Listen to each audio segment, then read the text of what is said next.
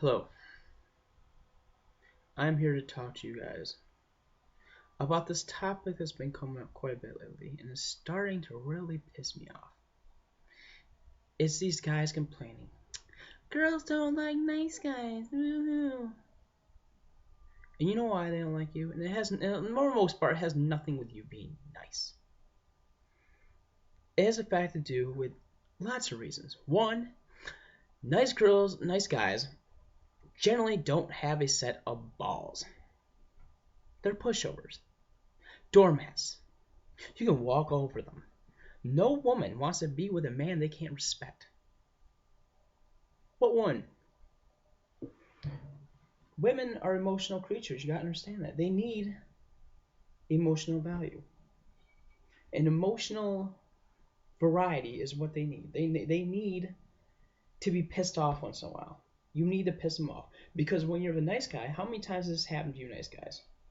You're over her house, she's telling her sob stories about how this man cheats on her or treats her badly or whatever the hell it is, right? And here you are listening to it, and maybe you're rubbing her feet and all this stuff, telling her about how, oh, she deserves to be treated like a princess or all this other bullshit. But then, what happens the following week? She goes back to fucking that guy she was complaining about to you. Because the reason why she does this is because he's a challenge to her. Women want to be challenged. Women, all the time, if you pay attention to women, every second of the day, somebody's running up on them, trying to flirt with them or get with them.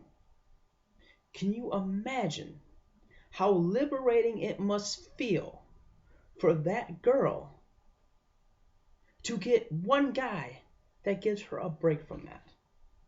Can you imagine that? Can you imagine, for example, a celebrity? If you were a celebrity and you're constantly being asked for autographs, which person would you like to hang out with? Probably the one that leaves you the fuck alone. You guys have got to leave these women alone. You got to learn how to tell when the girl is actually interested in you. Many of you can't tell that, which is really sad. You don't just run up on every single attractive girl you see. That is a recipe for disaster. How does it feel getting rejected? Seriously, tell me, how does it feel? How? Every second of the day? No, no, no, no, no. They look at you like you're a piece of crap on the sidewalk. They make fun of you to their friends, and everyone's laughing at you, everyone's giggling, and you know what feeling it is when you feel like that people are laughing at you. How does that feel? And it all could be prevented if you would just learn to read their body language. Learn it. Does not take long. Is not difficult to learn.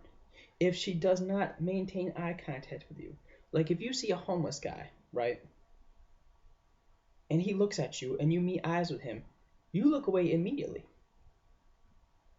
You want nothing to do with the homeless guy. You're like, oh shit, I hope he doesn't come up to me asking me for money. That's exactly how you feel. Don't lie about it. It's the truth. So, if you get the same reaction that you would give a homeless guy, if you get the same reaction from a woman that you would give the homeless guy, she's not interested in you.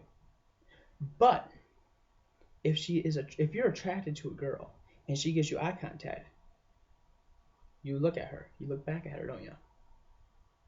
And it's for longer than usual because you're captivated, in a sense, attracted.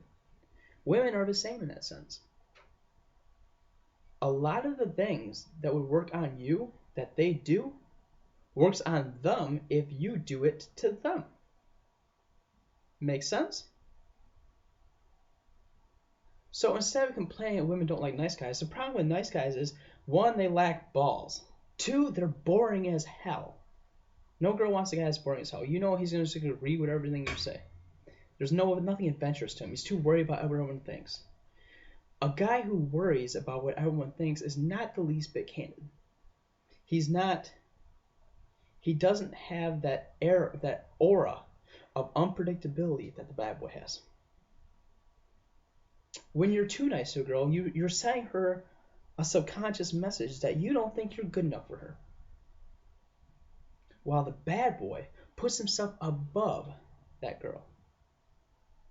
We put ourselves above her. The guy you call an asshole, we put ourselves above that woman in the exchange. Whenever there's an exchange between two people, never are people on equal grounds. Like, you can't even hold your hands on equal grounds. As you see, this one right here is slightly higher than the other one. Not on purpose. It just is what it is. So, because one person has to be above the other person, you want to be the one above her. Because if you don't value yourself as higher than her, what separates you from all the people who are down here with her? Women want to sleep with men who they find to be valuable. That's why women go crazy over celebrities, but guys don't necessarily go crazy over celebrity women. I mean, sure, many of us would fuck girls like Kate Upton and stuff like that. Let's be real about that. Yeah, we would. But we don't worship the ground that they walk on because they're celebrities, because they have this status. Women are in love with status. That's why when you were in high school, all the cheerleaders were usually hooked up with all of the jocks, the star athletes, because they knew that that would make them more popular. They are concerned with status. That's why they go after rich guys. Not all of them, some, not saying all, some. That's why they go after rich guys, it's status. So if you do not have the status that these guys have, at least put up the illusion that you do. And I'm not talking about a financial illusion that you have that status. I'm talking about a status of coolness. You have to have a level of coolness to yourself. Many of you don't have this level of coolness. You're too stuck in your head. You can't even see. You don't even know what they're doing across the street. Like, you can't, you're just so focused, laser focused on this, you have zero awareness. Zero. No awareness at all. You have no social awareness. You can't tell who's walking in the house, who's walking in this building, who's walking out this building. None of that. You're not observing. Or maybe you're observing too close. You got to get out of your head and into the universe you're in. Be a participant. Don't just sit on the sidelines of the game. You got to participate in the game. That's why I see a lot of these guys are just not even participating in the game. They're just wondering why these girls don't like them. It has nothing to do with you being nice. Maybe it has something to do with being over nice. There's nothing wrong with pulling out a girl's chair or opening the door for her, opening up a car door for her. There's nothing wrong with that. There's nothing wrong with bringing her flowers once in a while, but you guys try to do it all the time. That's creepy as hell. You guys turn into stalkers. Nice guys become stalkers. That's another thing. A lot of nice guys are stalkers. You guys stalk these women. How would you feel if you were a girl and this creepy guy was stalking you? The bad boys, they don't stalk these women. Because they're, a lot of times, unfortunately, from a girl's point of view, unfortunately from a girl's point of view, they're with other girls. Or out living their own life. See, a good guy, their whole life is about the girl. Oh, I wonder where she's at. How come she's not texting me? She's in your head. You want to be in her head. Who's ever sending it's just like text messaging. Guys are fucking stupid when it comes to text messaging. A man who does not have good game is constantly texting that woman as soon as she texts him. That tells a woman you really don't have anything going on for you. If you don't have anything going on for you, you're not that much of a catch for her. You gotta understand that women choose. And if women's choosing, why does she want to choose a guy who has nothing going on for him?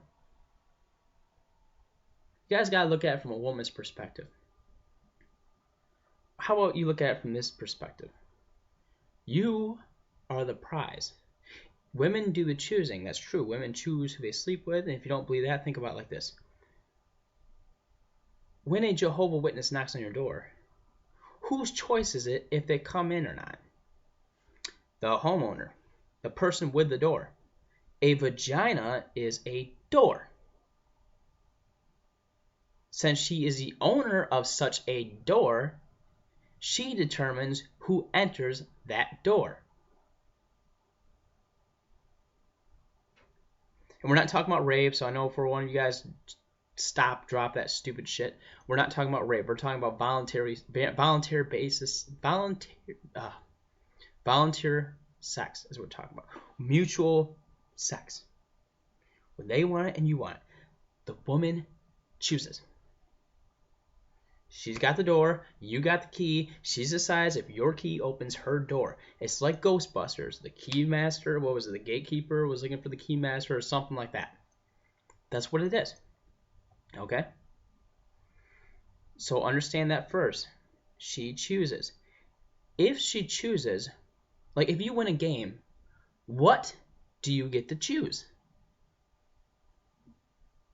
Say you win a cardinal game, what do you get to choose? Your prize.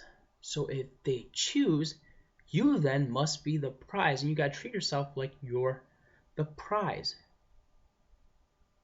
And when you start treating yourself like you're the prize, you will see that your successful women will totally take leaps and bounds and become much greater than it's ever been before.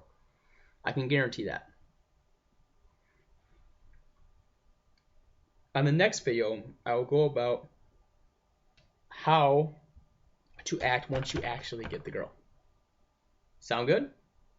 So in this video, you should take away that she doesn't like you because you're nice. She doesn't like you because you're either boring, you're a doormat, you have no balls, or because you won't leave her the fuck alone. That's why she doesn't like you. Not because you're nice. Okay? To be continued.